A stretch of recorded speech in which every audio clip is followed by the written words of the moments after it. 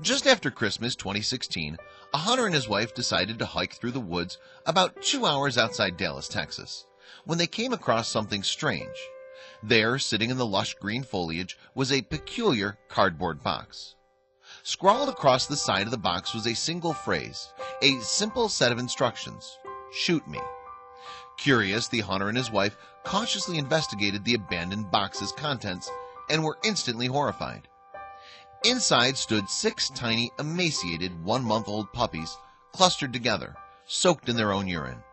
Whoever had abandoned these puppies left them no food or water. By the looks of it, these pups were not going to survive much longer. The hunter recognized that, and to ease the canine sufferings, he suggested they follow the instructions on the box as an act of mercy. His wife, though, was not ready to give up on the puppies, so she made a phone call. The wife called her husband's aunt, who in turn relayed the news to a woman named Karen Renee, a volunteer with the Underdog Project. That was the phone call that would make all the difference. A nonprofit based in Texas, the Underdog Project sought to provide medical care in homes for abused and abandoned dogs. If anyone could save these suffering pups, it was the Underdog Project. Time was of the essence. The hunter and his wife quickly delivered the puppies to the aunt, who drove to a McDonald's parking lot. There, with the puppies in tow, she met with Karen Renee. "The aunt told me she did not want the expense or commitment to take care of the puppies," Karen said. "She simply didn't have the resources. Still, it was the right thing to do to try and get the puppies the help they needed. But was it too late?" "Just looking at the puppies, anyone could say that they were really sick," Karen said. She rushed them to Underdog Project veterinarians, who gave the pups an examination. Unsurprisingly, their prognoses weren't good. The smallest had her tail halfway chewed off. Another had an infected bite on her face.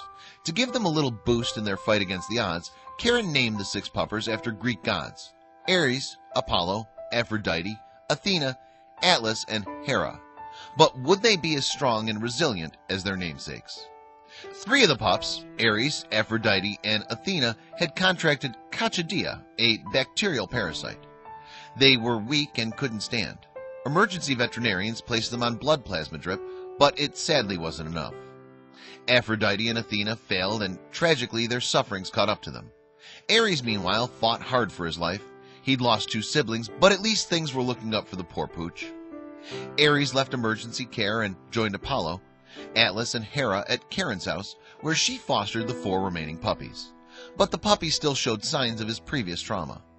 "He's quieter, sweeter, and more of a lapdog now than the others," Karen said of Ares.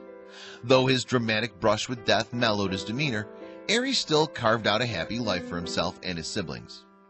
Apollo, Atlas, and Ares always found themselves in the midst of puppy shenanigans.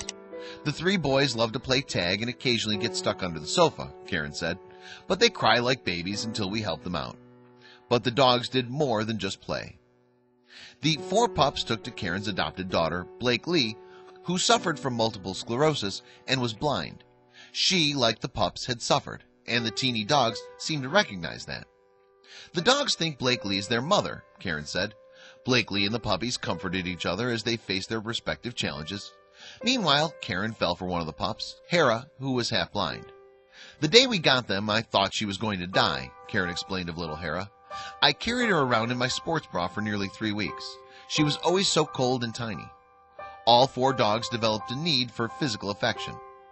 "They can't stand to be by themselves and snuggle in twosies," Karen pointed out, and when the pups would fall asleep in Karen or Blake Lee's arms, they would gently nurse on their fingertips. It was an amazing feat that even 4 of the dogs made it to adoption. Given the state they were found in, they certainly didn't seem long for the world. But a few women who dared to do the right thing and ignore that cruel sign on the box gave these dogs a chance at a happy life. It would have been easier for the hunter and his wife to leave those puppies in the box. Thankfully, they did the right thing and gave the little pooches a chance at a happy life.